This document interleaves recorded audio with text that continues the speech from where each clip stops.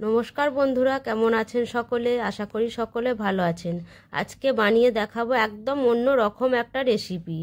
এই দেখুন, বানিয়ে দেখাবো ডাবর চ্যবনপ্রাশ।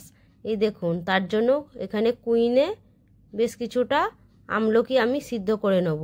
আমার কাছে কুইন আছে বলে এই কুইনই সেদ্ধ করছি। কুইনে সেদ্ধ করলে এই আমলকির গুণাগুণটা একদম ঠিক থাকে। কিন্তু আপনাদের কাছে কুইন যদি না থাকে তাহলে আপনারা এটা ভাপে সিদ্ধ করে নেবেন। একটা জালি থালার উপরে ভাপে আমলকিগুলো দিয়ে দেবেন, কড়াইয়ে কিছুটা জল দিয়ে সেই ভাপে সিদ্ধ করে নেবেন, তাহলে আমলকির গুণাগুণটা একদম ঠিক থাকবে। এইবার প্রেসারে কিন্তু সিদ্ধ করবেন না। এবারে আমলকিটা সিদ্ধ হয়ে গেছে, এবার এটা আমি নামিয়ে নেব।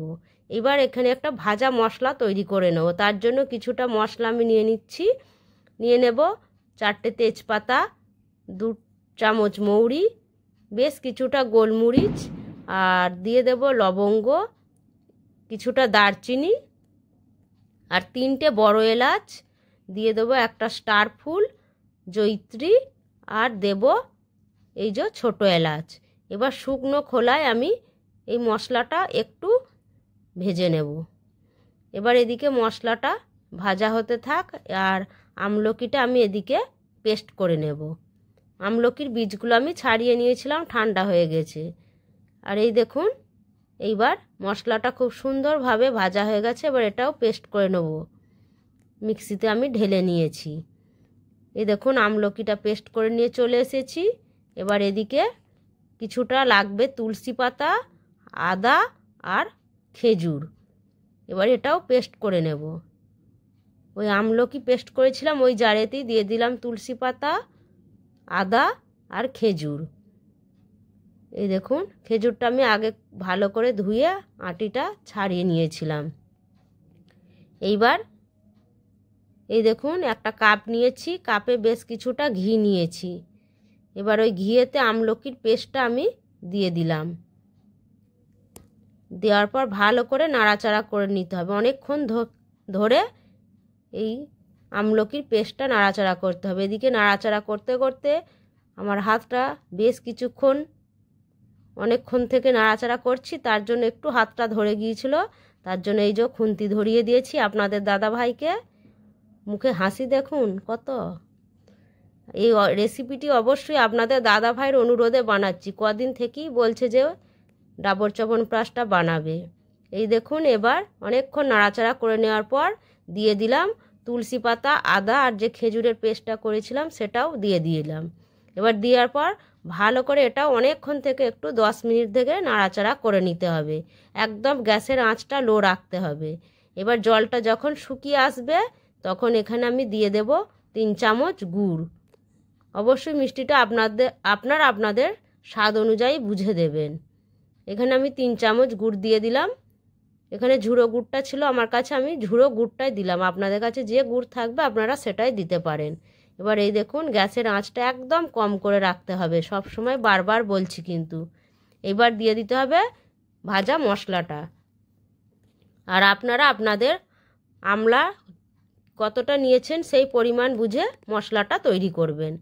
এবার সব মশলাটা আমি এখানে দিয়ে দিলাম। দেওয়ার পর ভালো করে একটু আবারও মিক্স করে নেব।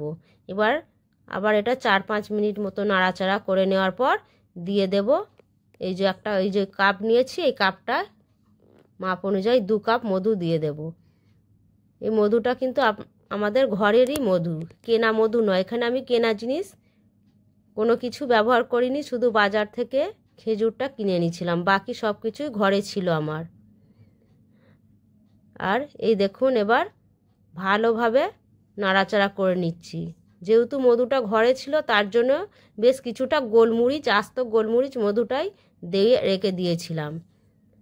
এই দেখুন, এবার নাড়াচাড়া করতে করতে এর কালারটা অনেকটা চেঞ্জ হয়ে গেছে। এইবার যখন একটু শুকনো শুকনো ভাব হয়ে আসবে, এটা আমি গ্যাসটা অফ করে রেখে দেব। এবার এটা আমি নামিয়ে নেব। এবার একটু ঠান্ডা করে নেব। ঠান্ডা করে নিয়ে এটা আমি একটা কাঁচের বয়ামে পুরে রেখে দেব। বাজার থেকে তো অনেকে ডাবর চ্যবনপ্রাশটা কিনে খেয়েছেন, একবার এইভাবে করে একটু বানিয়ে দেখবেন, বাজারের কিনে খাওয়া চ্যবনপ্রাশটা ভুলে যাবেন। এই দেখুন কত সুন্দর হয়েছে। একটু সময় লাগে ঠিকই বন্ধুরা, কিন্তু বাড়িতে ঘরে যদি এইভাবে টাটকা জিনিস বানানো হয় কত সুন্দর খেতে হয় বলুন। এই দেখুন, এবার কাঁচের বয়ামে পুরে রেখে এটা বেশ 1-2 মাস ধরে খাওয়া যাবে। এটা কিন্তু আমি প্রথমবার বানালাম, সম্পূর্ণ আপনাদের দাদা ভাইয়ের ইচ্ছাতে এই রেসিপিটি আমি বানালাম। আজকের এই রেসিপিটি আপনাদের কেমন লাগলো অবশ্যই কমেন্ট করে জানাবেন। ভালো লাগলে আমার পাশে থাকবেন। আপনাদের করা একটা লাইক, একটা কমেন্ট নতুন করে ভিডিও বানানোর অনেক উৎসাহ দেয়। এই দেখুন একদম রেডি হয়ে গেছে। আজকের মতো রাখি বন্ধুরা, দেখা হবে পরবর্তী কোনো ভিডিওতে। ততক্ষণে সকলে ভালো থাকবেন।